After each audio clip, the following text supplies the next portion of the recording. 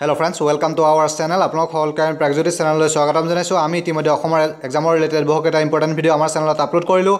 যদি আপোনালোকে ভিডিওবিলাক চোৱা নাই তেতিয়াহলে আমাৰ চেনেলৰ প্লেলিষ্টত গৈ পেলাই আপোনালোকে ভিডিওবিলাক চাব পাৰিব।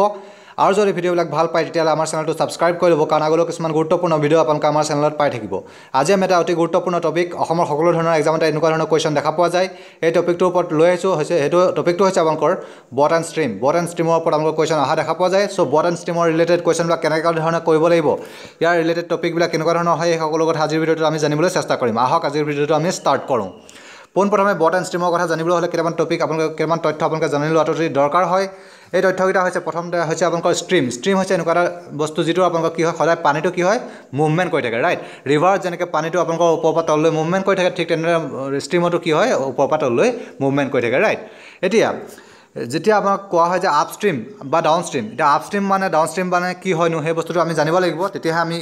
বট এণ্ড ষ্ট্ৰীমৰ কুৱেশ্যন আমি কৰিব পাৰিম। ঠিক আছে, এতিয়া প্ৰথমতে আমি এখন ষ্ট্ৰীমৰ ছবি এটা আঁকি লৈছোঁ। ধৰি লওক এখন ৰিভাৰ, ঠিক আছে। ইয়াত এতিয়া পানীটো ওপৰফালৰ পৰা তললৈ মুভ কৰি আছে, ঠিক আছে। এতিয়া আপুনি যদি এইডোখৰত থিয় হৈ থাকে, এইডোখৰ আপোনাৰ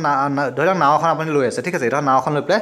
ৰখি আছে। এতিয়া আপুনি নাওখন ওপৰ ফাললৈ নিব বিচাৰিছে, মানে পানীৰ সোঁতৰ বিপৰীতে। পানীৰ যিহেতু সোঁত এটা আছে, পানীৰ কাৰেণ্টৰ স্পীডত যিটো আহি থাকে তললৈ, সেই স্পীডটো পানীৰ সোঁতৰ বিপৰীতে যদি আপুনি যাব বিচাৰে তেতিয়াহ'লে কি হ'ব, আপুনি আপষ্ট্ৰীমলৈ গৈছে বুলি কোৱা হ'ব, ঠিক আছে। ঠিক তেনেদৰে পানীৰ সোঁতৰ লগত, পানীৰ সোঁতে যিহেতু তললৈ গৈ আছে, তেতিয়া পানীৰ সোঁতৰ তললৈ যদি আপুনি যাব বিচাৰে, পানীৰ সোঁতৰ লগত একেলগে তললৈ গুচি যাব বিচাৰে, তেতিয়া আপোনাক কোৱা হ'ব আপুনি ডাউনষ্ট্ৰীমলৈ মুভমেণ্ট কৰি আছে। মানে কি কৈছোঁ,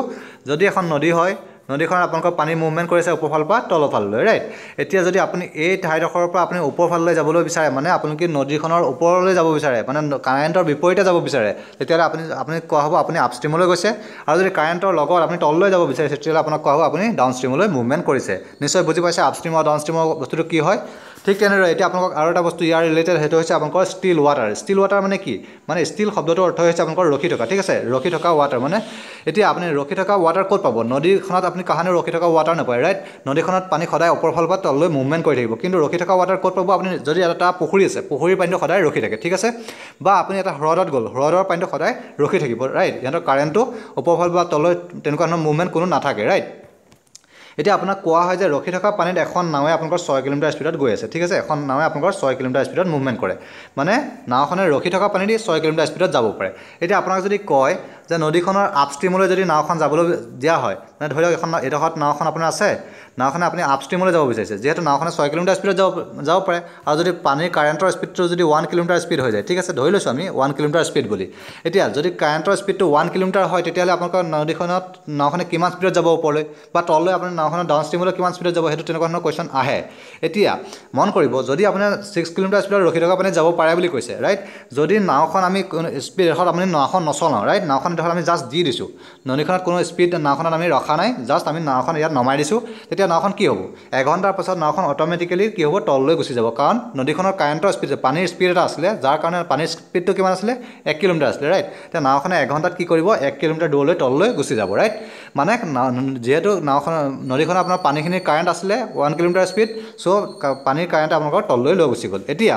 ঠিক তেনেদৰে যদি নাওখনৰ স্পীড আমি 6 কিলোমিটাৰ দি দিওঁ, নাওখনে সৈতে একেলগে নাওখনৰো স্পীড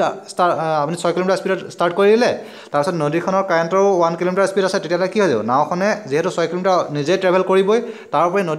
পানীৰ কাৰেণ্টে কি কৰিব, 1 কিলোমিটাৰ আৰু বেছিকৈ লৈ যাব, মানে 6-7 কিলোমিটাৰ তললৈ যাব পাৰিব, মুভমেণ্ট কৰিব পাৰিব, ৰাইট। ঠিক তেনেদৰে নাওখনে যদি ওপৰলৈ মুভমেণ্ট কৰিব বিচাৰে তেতিয়াহ'লে কি হ'ব, নাওখনৰ নিজৰ স্পীড 6 কিলোমিটাৰ আছে, পানীৰ কাৰেণ্টে কি কৰিব, অপজিট ডাইৰেকশ্যনত এটা মুভমেণ্ট দিব, যাৰ কাৰণে কি হ'ব, নাওখন যাবলৈ অকণমান অসুবিধা পাব, আৰু 1 কিলোমিটাৰ কি হ'ব, কমকৈ যাব পাৰিব এঘণ্টাত, ৰাইট। কাৰণ নদীখনৰ কাৰেণ্টৰ পানীৰ স্পীডটো আছিলে 1 কিলোমিটাৰ, সেইকাৰণে কি হ'ব, 6 - 1 মানে আপুনি 5 কিলোমিটাৰ স্পীডতে আপুনি ওপৰলৈ যাব পাৰিব। বুজি পাইছে নিশ্চয়। আপষ্ট্ৰীমত গ'লে আপোনাৰ কি হৈ যায়, নদীখনৰ আপোনাৰ নাওখনৰ স্পীডটো কমি যায়, আৰু ডাউনষ্ট্ৰীমলৈ গ'লে কি হৈ যায়, পানীৰ যিহেতু কাৰেণ্টৰ লগত যাবলগীয়া হয়, তেতিয়াহ'লে আপোনালোকৰ যাবলৈ সুবিধা হয়, তাৰ কাৰণে আপুনি 1 কিলোমিটাৰ বেছিকৈ যাব পাৰিব, ৰাইট। যদি নাওখনৰ স্পীড 6 কিলোমিটাৰ হয়, তেতিয়াহ'লে তললৈ গ'লে আপুনি 7 কিলোমিটাৰ স্পীডত যাব পাৰিব, কাৰণ পানীৰ স্পীডটো কি আছিলে, 1 কিলোমিটাৰ স্পীড আছিলে। নিশ্চয় বুজি পাইছে। আপষ্ট্ৰীম আৰু ডাউনষ্ট্ৰীমলৈ গ'লে আপোনালোকৰ কিয় এড বা মাইনাছ কৰিবলগীয়া হয়। এতিয়া আমি নেক্সট কেইটামান আপোনালোকৰ ফৰ্মুলা আছে, ফৰ্মুলাকেইটা জানিব লাগিব, যাৰ যি ফৰ্মুলাকেইটা যদি আপুনি বুজি পায় তেতিয়াহে আপুনি কি কৰিব পাৰিব, এনেকুৱা ধৰণৰ ৰিলেটেড কুৱেশ্যনবিলাক আপোনালোকে কৰিব পাৰিব, ঠিক আছে। এতিয়া যদি আপোনাৰ কি হয় speed of the boat with the stream মানে উইথ দ্য ষ্ট্ৰীম মানে আপুনি আপ ষ্ট্ৰীমলৈ বা ডাউন ষ্ট্ৰীমলৈ যোৱা কথা কৈছে উইথ দ্য ষ্ট্ৰীম মানে পানীৰ কাৰেণ্টৰ লগত আপুনি যোৱা কথা কৈছে মানে আপুনি ডাউন ষ্ট্ৰীমলৈ যোৱা কথা কৈছে ঠিক আছে উইথ দ্য ষ্ট্ৰীম যেতিয়া যাব আপুনি নাওখনৰ স্পীড আৰু পানীৰ স্পীডটো আপোনাৰ কি হৈ যাব এড হৈ যাব ঠিক আছে যদি আপুনি এগেইনষ্ট দ্য স্পীড মানে আপুনি আপ ষ্ট্ৰীমলৈ যদি যাবলৈ বিচাৰে তেতিয়াহ'লে পানীৰ স্পীডৰ কি হৈ যাব আপুনি পানীৰ স্পীডৰ অপজিটত যাব লাগিব তেতিয়া কি হ'ব আপোনালোকৰ নাওখনৰ স্পীড আৰু পানীৰ স্পীডে আপোনাক কি কৰিব মাইনাছ কৰিব লাগিব কাৰণ পানীয়ে আপোনাক অলপমান তললৈ লৈ আহিব ৰাইট এতিয়া আৰু এটা এনেকুৱা ধৰণৰ টপিকত আপোনালোকৰ আৰু এটা কুৱেশ্যন আহে সেইটো হৈছে আপোনালোকৰ speed of the boat in still water আপোনাৰ ৰখি থকা পানীত নাৱৰ স্পীডটো কিমান হ'ব তেনেকুৱা ধৰণৰ উলিয়াবলৈ দিয়ে তেতিয়া আপুনি কি কৰিব লাগিব আপ ষ্ট্ৰীমলৈ কিমান স্পীডত গৈছে আৰু ডাউন ষ্ট্ৰীমলৈ কিমান স্পীডত গৈছে সেইটো যোগ কৰি পেলাই ডিভাইডেড বাই 2 কৰিব লাগিব তেতিয়া আপোনালোকৰ নাওখনৰ স্পীডটো ৰখি থকা পানীত ওলাই যাব ঠিক তেনেদৰে যদি আপোনাক কয় যে কাৰেণ্ট অফ দ্য স্পীড উলিয়াব লাগে নদীখনৰ কাৰেণ্টটো উলিয়াব লাগে তেতিয়া আপুনি কি কৰিব লাগিব আপুনি ডাউন ষ্ট্ৰীমলৈ যিমান স্পীড কাৰণ ডাউন ষ্ট্ৰীমলৈ আপোনালোকৰ বেছি স্পীডত যায় আমি বেছি স্পীডৰ পৰা আপুনি সৰুটো আমি বিয়োগ কৰিব লাগিব কাৰণ আপ ষ্ট্ৰীমলৈ আপোনাৰ কম স্পীডত যাব downstream minus upstream divided by 2 যদি আমি কৰি দিওঁ তেতিয়াহ'লে আপোনালোকৰ কি ওলাই যাব তেতিয়া আপোনালোকৰ কাৰেণ্ট অফ দ্য ষ্ট্ৰীম ওলাই যাব আপোনাৰ নদীখনৰ স্পীডটো কিমান হয় সেইটো ওলাই যাব ঠিক আছে এনেকুৱা ধৰণৰ ৰিলেটেড কুৱেশ্যনবিলাকে আপোনালোকৰ এই টপিকটো ৰিলেটেড আহিব চ' আপোনালোকে এই বস্তুকেইটা আপোনালোকে নোট কৰি লওক নেক্সট আমি কেইটামান কুৱেশ্যন কৰিম যাৰ দ্বাৰা আপোনালোকৰ যিবিলাক আপোনালোকৰ অসুবিধা হৈ আছে বুজি পাবলৈ সেইবিলাক আপোনালোকৰ কনফিউজনবিলাক নাইকিয়া হৈ যাব ঠিক আছে পোনপ্ৰথমে এটা কুৱেশ্যন লৈছোঁ এই কুৱেশ্যনটোত আছে a BOT is road down A river 28 kilometre in 4 hours কি কৈছে তললৈ যাব পাৰে নাওখনে নদীখনৰ কাৰেণ্টৰ লগত কিমান যাব পাৰে 4 ঘণ্টাত 28 কিলোমিটাৰ যাব পাৰে ঠিক আছে তেতিয়াহ'লে এঘণ্টাত নাওখনে কিমান কিলোমিটাৰ তললৈ যাব ডাউন ষ্ট্ৰীমলৈ মুভমেণ্ট কিমান কিলোমিটাৰ কৰিব আমি যদি উলিয়াওঁ তেতিয়া 28 কিলোমিটাৰ যিহেতু যায় কিমান সময়ত 28 কিলোমিটাৰ যায় আপোনালোকৰ 4 ঘণ্টা তেতিয়া এঘণ্টাত যাব আপোনালোকৰ 7 কিলোমিটাৰ ৰাইট 7 কিলোমিটাৰ আপোনালোকৰ এঘণ্টাত যাব ঠিক তেনেদৰে যদি আপ ষ্ট্ৰীমলৈ যায় ইয়াত দি আছে 12 কিলোমিটাৰ যায় 6 ঘণ্টাত আপ ষ্ট্ৰীমলৈ আপুনি 12 কিলোমিটাৰ যায় 6 ঘণ্টাত ঠিক আছে এঘণ্টাত আপোনালোক কিমান যাব 2 কিলোমিটাৰ যাব ৰাইট মানে আপ ষ্ট্ৰীমলৈ মুভমেণ্ট কৰিলে আপুনি 2 কিলোমিটাৰ স্পীডতহে যাব পাৰে আৰু ডাউন ষ্ট্ৰীমলৈ গ'লে আপুনি কিমান যাব পাৰে 7 kilometre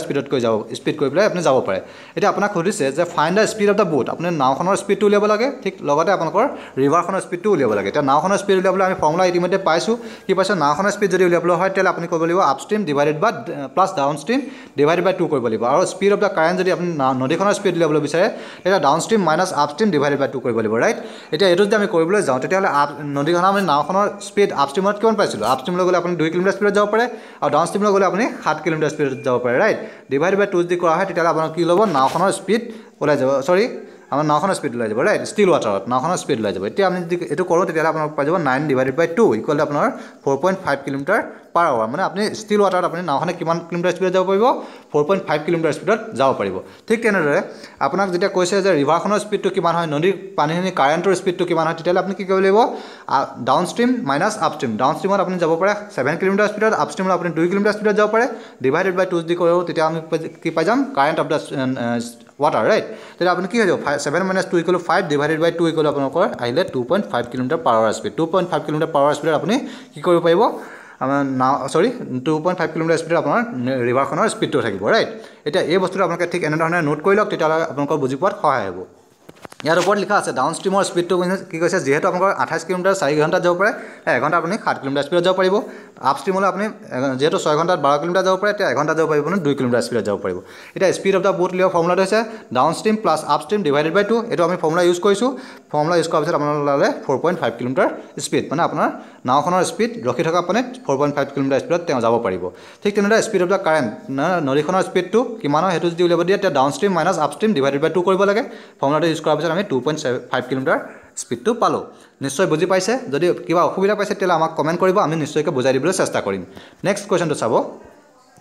A man can row' 6 kilometre in still water কি কৈছে ৰখি থকা পানীত 6 কিলোমিটাৰ স্পীডত যাব পাৰে বুলি কৈছে এইটো কুৱেশ্যনৰ কিছুমানৰ কনফিউজন আছিলে আমি ইতিমধ্যে এনেকুৱা ধৰণৰ কুৱেশ্যন এটা কৰিছিলোঁ সেই যিটো কনফিউজন আছিলে এতিয়া আপোনালোকৰ এই ভিডিঅ'টো নিশ্চয়কৈ দূৰ হ'ব আপোনালোকে ভালদৰে নিশ্চয়কৈ বুজি পাবলৈ চেষ্টা কৰিব যদি কিবা অসুবিধা পায় আকৌ কমেণ্ট কৰিব আমি নিশ্চয়কৈ ভালদৰে বুজাই দিম এতিয়া এই কুৱেশ্যনটোত আছে এ man can row' 6 kilometre per hour in still water ৰখি থকা পানীত 6 কিলোমিটাৰ স্পীডত যাব পাৰে বুলি কৈছে when the river is running at 1.2 kilometre মানে ৰিভাৰখনে কিমান স্পীডত পানীৰ কাৰেণ্টৰ কিমান স্পীড আছে 1.2 কিলোমিটাৰ স্পীড আছে আৰু ৰখি থকা পানীত 6 কিলোমিটাৰ যাব পাৰে বুলি কৈছে দুটা কথা মনত ৰাখিব তাৰপিছত it takes him 1 hour to row to a place and back মানে এডোখৰ ঠাইলৈ গৈ পেলাই আকৌ উভতি আহিবলৈ তেওঁক এঘণ্টা সময় লাগে বুলি কৈছে এতিয়া আপোনাক সুধিছে যে কিমান দূৰ আছিলে এই ঠাইডোখৰ কিমান দূৰ হয় সেইটো বিচাৰিছিলে এতিয়া আমি ইয়াত যদি কৰিবলৈ চাওঁ তেতিয়া আপুনি যদি ধৰি লয় বোলে x কিলোমিটাৰ আপোনাৰ ধৰি লওক তেওঁ ট্যুৰ ট্ৰেভেল কৰে ঠিক আছে কিমান দূৰ আছিলে x কিলোমিটাৰ আছিলে বুলি আমি ধৰি লৈছোঁ তাৰ আগতে আপোনালোকে এটা কথা মন কৰিব যেহেতু কৈছে 6 কিলোমিটাৰ স্পীডত যাব পাৰে ৰাইট এতিয়া 6 কিলোমিটাৰ স্পীডত যদি নাওখনে ৰখি থকা পানীত যাব পাৰে তেতিয়াহ'লে আপষ্ট্ৰীমলৈ যদি যায় তেতিয়াহ'লে কিমান স্পীডত যাব আপষ্ট্ৰীমলৈ গ'লে আপোনালোকৰ কাৰেণ্টৰ অপজিটত যাব লাগিব কাৰেণ্টৰ অপজিটত যাবলগীয়া হ'লে কি হৈ যাব যেহেতু কাৰেণ্টৰ স্পীডটো 1.2 কিলোমিটাৰ হয় 1.2 কিলোমিটাৰ হয় তেতিয়া আপোনাৰ কি হৈ যাব 4.8 কিলোমিটাৰ স্পীডত আপুনি ওপৰলৈ যাব পাৰিব ৰাইট পাৰ আৱাৰ স্পীডত আপুনি ওপৰলৈ যাব পাৰিব আৰু যদি ডাউন ষ্ট্ৰীমলৈ যাবলগীয়া হয় ডাউন ষ্ট্ৰীমলৈ যাবলগীয়া হ'লে আপোনালোক কি হ'ব কাৰেণ্টৰ স্পীড আৰু ৰখি থকা পানীত নাওখনৰ স্পীডটো দুটা এড হৈ যাব ৰাইট কাৰেণ্টৰ স্পীডটো 1.2 যেহেতু আপোনালোক কি হৈ যাব 7.2 কিলোমিটাৰ পাৰ আৱাৰ স্পীড হৈ যাব 7.2 কিলোমিটাৰ পাৰ আৱাৰ স্পীড হ'ব ৰাইট এতিয়াহ'লে আপুনি এতিয়া আপোনাক এটা কথা মন কৰিব যদি আমি টাইম উলিয়াবলৈ হয় টাইম উলিয়াবলৈ হ'লে কি কৰিব লাগে ফৰ্মুলাটো আছে যে distance divided by speed right distance divided by speed equal to time হয় ৰাইট এতিয়া আমি যেহেতু কৈ দিছে এঘণ্টাত তেওঁ গৈ পেলাই উভতি আহে এতিয়া আমি যদি আপষ্ট্ৰীমলৈ যায় আপষ্ট্ৰীমলৈ কিমান টাইম তেওঁ গ'ল সেইটো উলিয়াবলৈ যদি বিচাৰোঁ তেতিয়া কি হ'ব আপষ্ট্ৰীমলৈ যিহেতু আপোনালোকৰ 4.8 কিলোমিটাৰ স্পীড গৈছিলে এতিয়া x কিলোমিটাৰ যদি ট্ৰেভেল কৰে তেতিয়াহ'লে কিমান টাইম লাগিব x বাই 4.8 হ'ব ৰাইট ঠিক তেনেদৰে ডাউন ষ্ট্ৰীমলৈ কিমান স্পীডত গৈছিলে আপোনাৰ 7.2 কিলোমিটাৰ স্পীডত গৈছিলে ৰাইট 7.2 কিলোমিটাৰ স্পীডত যদি গৈছিলে x কিলোমিটাৰ যাওঁতে তেওঁ টাইম কিমান লাগিব x বাই 7.2 ইকুৱেল টু কিমান টোটেল কিমান ঘণ্টা লাগিছিলে এঘণ্টা লাগিছিলে নিশ্চয় বুজি পাইছে তাৰপিছত আমি যদি এতিয়া এইটো লখাগু লওঁ 4.8 ইনটু আপোনাৰ 7.2 হ'ব ওপৰত আহিব 7.2x আৰু এইফালে আহিব আপোনালোকৰ 4.8x ৰাইট ইকুৱেল টু 1 এতিয়া এইটো যদি আমি ক্যালকুলেশ্যন কৰোঁ xৰ ভ্যালুটো পাই যামগৈ আমি 2.88 কেনেধৰণে পালোঁ এতিয়া নিশ্চয় আমি অকণমান অসুবিধা আছে বুজি পাবলৈ আমি ঠিক এনেধৰণে নোট কৰি লওক তেতিয়া আপুনি বুজি পাব আৰু এইডোখৰত আমি নিশ্চয়কৈ ভালদৰে বুজাই দিম এতিয়া ডাউন ষ্ট্ৰীমলৈ যোৱাৰ লগে লগে আপোনালোকে পাইছিলে 7.2 কিলোমিটাৰ আমি ইতিমধ্যে পাইছোঁ আৰু আপষ্ট্ৰীমলৈ গ'লে 4.8 কিলোমিটাৰ স্পীডত আমি পাইছোঁ আমি ঠিক তেনেদৰে কি কৰিছোঁ ৰিকুৱাৰ্ড ডিষ্টেঞ্চটো আমি x কিলোমিটাৰ বুলি ধৰি লৈছোঁ আৰু ফৰ্মুলা এইডোখৰলৈকে আমি নিশ্চয় বুজি পাইছে আমি কেনেধৰণে পুট কৰিছিলোঁ কাৰণ এইটো টাইমটো উলিয়াবলৈ হ'লে আপুনি x ডিভাইডেড বাই 7.2 কৰিব লাগিব আকৌ ইটো টাইমটো আপষ্ট্ৰীমলৈ যোৱা টাইমটো x বাই 4.8 হ'ব ৰাইট এতিয়া আপোনাক কৈছে আপুনি ওপৰলৈ গৈ পেলাই বা উভতি আহি পেলাই টোটেল কিমান টাইম ট্ৰেভেল কৰিলে 1 আৱাৰ ট্ৰেভেল কৰিলে এতিয়া আমি এইটো ফৰ্মুলা যদি কৰা যায় তেতিয়াহ'লে আপোনাক পাই যাব 7.2 ইনটু 4.8 হ'ল কিয় কাৰণে আপোনালোকৰ লখাগু ল'লোঁ এতিয়া আপোনালোকৰ এইটো কেলকুলেশ্যন কৰিলে কেলকুলেশ্যন কৰাৰ পিছত আপোনালোকে কি পাব xৰ ভ্যালুটো 2.88 পাই যাব নিশ্চয়কৈ বুজি পাইছে কিবা যদি অসুবিধা হৈছে আমাক কমেণ্ট কৰিব আমি নিশ্চয়কৈ ভালদৰে বুজাই দিবলৈ চেষ্টা কৰিম next question A man can row 27 kilometer with the stream and 15 kilometer against the stream. ঠিক আছে এজন মানুহে মানে উইথ দ্য ষ্ট্ৰীম বুলি কৈ দিয়াৰ লগে লগে মানে ডাউন ষ্ট্ৰীমলৈ গৈছিলে ঠিক আছে ডাউন ষ্ট্ৰীমলৈ কিমান স্পীডত যাব পাৰে 27 কিলোমিটাৰ তেওঁ ডাউন ষ্ট্ৰীমলৈ ট্ৰেভেল কৰিছে আৰু 15 কিলোমিটাৰ তেওঁ আপ ষ্ট্ৰীমলৈ ট্ৰেভেল কৰিছে কিমান ঘণ্টাত 4 ঘণ্টাত এতিয়া ডাউন ষ্ট্ৰীমলৈ তেওঁ এঘণ্টাত কিমান যাব পাৰিব 27 বাই কি হৈ যাব আপোনালোকৰ 4 হৈ যাব ৰাইট আৰু আপ ষ্ট্ৰীমলৈ কিমান হৈ যাব 15 বাই 4 হৈ যাব ৰাইট এতিয়া 27 বাই 4 মানে আপোনাৰ হৈ যাব 4 4 24 24 3 27 মানে এইটো হ'ল আপোনাৰ ৰাইট ইমান এঘণ্টা আপোনাৰ ইমান কিলোমিটাৰ স্পীড যাব পাৰিব ৰাইট এতিয়া এইটো যদি আপোনাৰ কৰা হয় আপ ষ্ট্ৰীমলৈ 4 3 4 12 12 3 15 মানে আপোনাৰ 3.3 ইনটু 3 বাই 4 কিলোমিটাৰ স্পীডত তেওঁ ডাউন ষ্ট্ৰীমলৈ আপ ষ্ট্ৰীমলৈ যাব পাৰিব ঠিক আছে এতিয়া আপোনাক সুধিছে find the rate per hour in still water আপুনি ৰখি থকা পানীত কিমান স্পীডত যাব পাৰিব সেইটো ৰেট পাৰ আৱাৰটো উলিয়াব কৈছে still water and the rate of stream flows মানে আপোনাৰ দুইটা বস্তু উলিয়াব গৈছে নাওখনৰ স্পীডটো কিমান হয় আৰু নদীখনৰ স্পীডটো কিমান হয় দুইটা বস্তু উলিয়াব লাগে এতিয়া ইয়াত আপোনালোকে চাব speed of the with the stream মানে যিহেতু আপোনালোকৰ নাওখনক কৈছে উইথ দ্য ষ্ট্ৰীমত তেওঁ 27 কিলোমিটাৰ যায় 4 ঘণ্টাত তেওঁ এঘণ্টাত কিমান যাব 6.3/4 কিলোমিটাৰ পাৰ আৱাৰ স্পীডত যাব ঠিক আছে এগেইনষ্ট দ্য স্পীডত তেওঁ 15 কিলোমিটাৰ যাব পাৰে 4 ঘণ্টাত তেওঁ এঘণ্টাত যাব আপোনালোকৰ 3/4 কিলোমিটাৰ পাৰ আৱাৰ এতিয়া আমাক উলিয়াব লাগে ষ্টিল ৱাটাৰত নাওখনৰ স্পীডটো কিমান হয় মানে মানুহজনৰ স্পীডটো আপোনাৰ ষ্টিল ৱাটাৰত কিমান হয় সুধিছে এতিয়া সেইটো যদি আমি কৰোঁ তেতিয়া ফৰ্মুলাটো আছিলে কি ফৰ্মুলাটো আছিলে upstream plus downstream divided by 2 upstream plus downstream divided by 2 আপষ্ট্ৰীমত আমি এইটো পাইছোঁ ডাউন ষ্ট্ৰীমত এইটো পাইছোঁ ডিভাইডেড বাই 2 কৈ দিয়ালে চৰি আপষ্ট্ৰীমত আমি ওপৰটো পাইছোঁ আৰু ডাউন ষ্ট্ৰীমত উল্টা হৈছে আপষ্ট্ৰীমত আপোনাৰ এইটো পাইছোঁ আৰু ডাউন ষ্ট্ৰীমত এইটো পাইছোঁ ৰাইট এতিয়া এইটো যদি কৰা যায় এড কৰি পেলাই আমি ডিভাইডেড বাই 2 কৰিলোঁ তেতিয়া আমি পাই যাম 5/1/4 এইটো কেনেধৰণে পালোঁ আপুনি চাব এতিয়া 6 মানে এইটো যদি কৰা যায় 4 6 24 3 27 হ'ল ৰাইট 4/27 প্লাছ আপোনাৰ এইটো পালে 4/15 ৰাইট ডিভাইডেড বাই আপোনালোকৰ 2 হ'লহেঁতেন এতিয়া আমাৰ 2 তললৈ আপোনালোকৰ 4টো আহি যাব যিহেতু আমি লখাগু লৈ ল'ম লখাগু লৈ লোৱাৰ পিছত আপোনাৰ 4টো তললৈ আহি যাব 27 প্লাছ আপোনাৰ আহি গ'ল 15 আহিব ৰাইট এতিয়া 2 4 গুণ 8 হ'ল আপোনাৰ ওপৰত আহিলে আপোনালোকৰ 17 প্লাছ 15 ইকুৱেল কিমান হ'ল 7 পাছত 12 ইকুৱেল 1